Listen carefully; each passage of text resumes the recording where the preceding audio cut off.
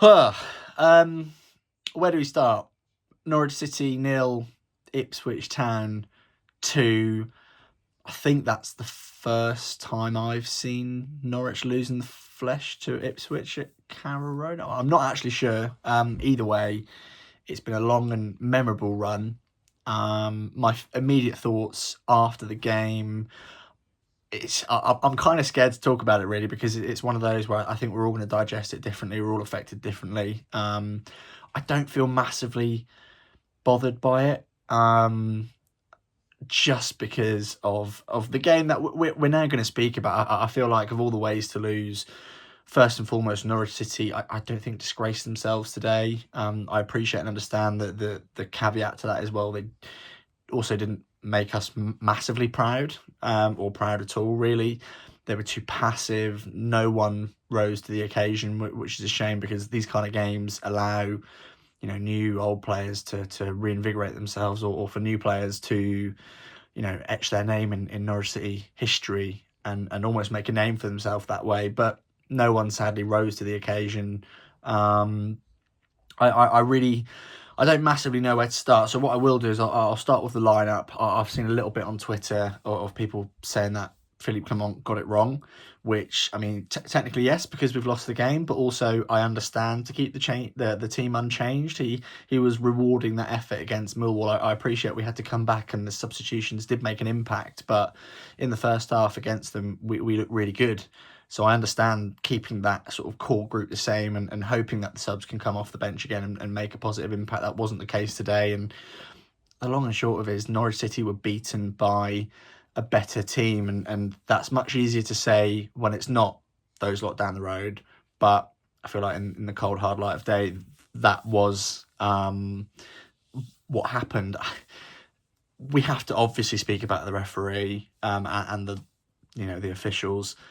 They were abysmal. I feel like if you're an Ipswich fan watching this, you can even agree, because I'm sure there'll be a few of you watching. It was abysmal to give, for me, not a penalty. You see those kind of penalties given. I think it's completely wrong. I mean, first and foremost, for me, it's a dive, but also that kind of penalty where the attacker pokes it away or gets a foot in. The defender then gets penalised for trying to do their job. I feel like if we're going to give those as fouls, we might as well just stop trying to make tackles in football. But to do that, what was it, 7, 8, 9 minutes into this kind of game for this kind of occasion was cowardly. It was really odd. And the trend of the rest of the game was the referee stopping and starting the game just whenever he got the chance to blow his whistle, he did, which, in a game like this, especially where it's going to be physical, players are going to want to put in that extra 5, 10, 15%. Let it flow. Both teams are doing it to each other. Even when Norwich won a few of the soft fouls, for me, I was sort of sat there thinking, like, just let the game flow. And I think Norwich were almost clean away if that penalty hadn't been given. The referee didn't even give the penalty. It was the linesman, of which what followed that was, it must have been 2 or 3 times for throw-ins where the linesman points his flag one way and the referee goes the other, and all of a sudden the referee sticks to his own decision. He was abysmal all game, and it very much became, I think it was Gavin Ward, a Gavin Ward show, which, yeah, it's abysmal. And I feel like I want to move on from the referee, but also that is the majority of the game. How Ipswich remained or kept 11 players on that pitch, I really don't know. There were yellow cards flying around. It's a proper derby. I don't think you can argue that either set of players didn't care enough, because there were yellow cards flying around, and Ipswich approached the game as the away team in the exact way that I hope Norwich would, if they were the away team. Just sort of those annoying little fouls winding up the crowd. But the Norwich players just probably showed where they are compared to where Ipswich Town are at the minute. You've got with Ipswich, Norwich have also spent a lot of money, but you've got a club who are just down from the Premier League. They've spent a lot of money. They've got a lot of, the bench today was absurd in terms of the fees for the players on the bench, including the man who shall not be named. We'll get onto him in a second. But Ipswich are just much further along their journey with the Norwich. Kieran McKenna, I thought, set his team up, and they defended annoyingly well. I appreciate that the referee and the officials definitely gave a helping hand, but they did also defend really well. I mean, we'd be naive to say that they didn't. Norwich City were too passive with the ball, as I said earlier. Nothing that they did could really break down the Ipswich defence. I think O'Shea today for Ipswich was outstanding. That tackle on Ali Ahmed in the last 10 or 15 minutes, I feel like when that tackle happens, it just feels like it's not going to be your day. Which for me it's okay. It's gutting to lose it. You never want to lose a match. You never want to lose against your local rivals. But Norwich's heads for me, they didn't drop at any point. The character was more present than absent. It was just the quality. And I think I saw a good tweet that the players in the first half that came off for the second, probably are going to need to be upgraded in the summer.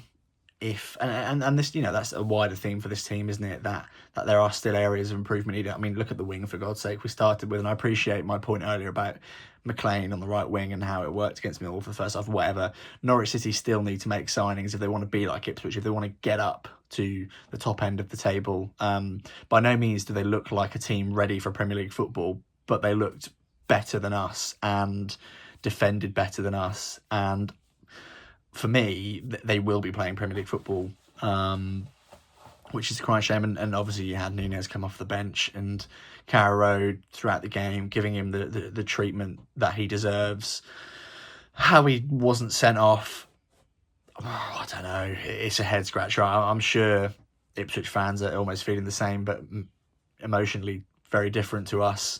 The immediate yellow card, and then you had a bit of handbags, and a foul then given where maybe the ref could have given the second yellow card but didn't, and then it was a foul, I think, on Cordoba right up Norwich's end, stops them from progressing the ball forward, and for some reason then deep in Norwich's half, Gavin Wall gets the spray out, and I don't know, it's just he was so poor today, and then the biggest admission of guilt is McKenna hooking Nunez.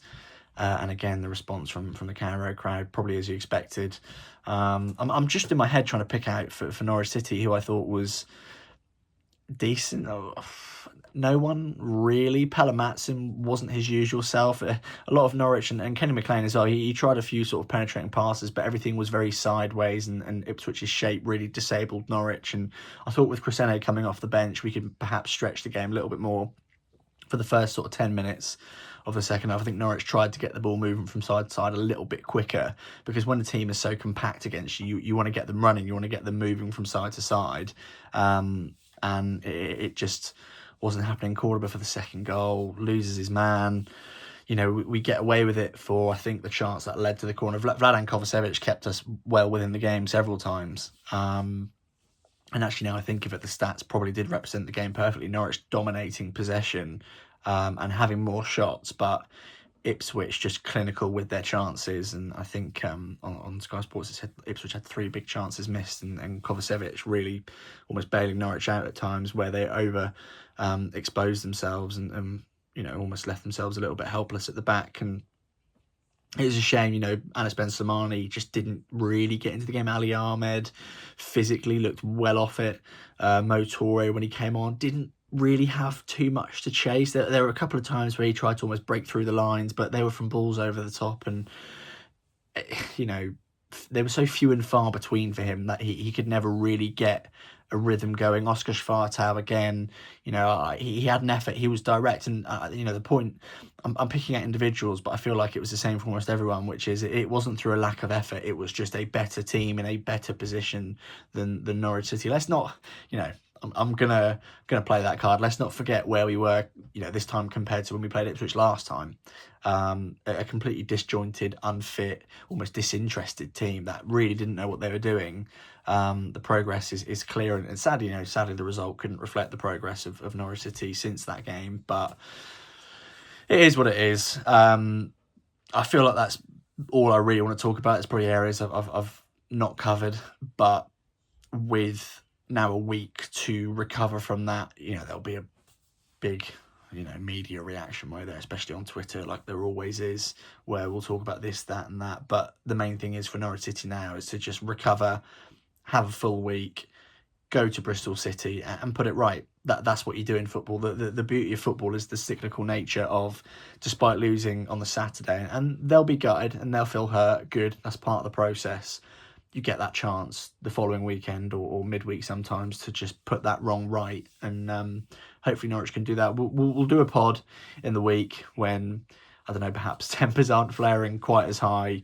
But yeah, it's gutting, and I understand the, like we all do, the criticism of Norwich today, just too passive and almost debilitated really by Ipswich, who painfully were better, and it probably shows a difference between the two clubs at the minute.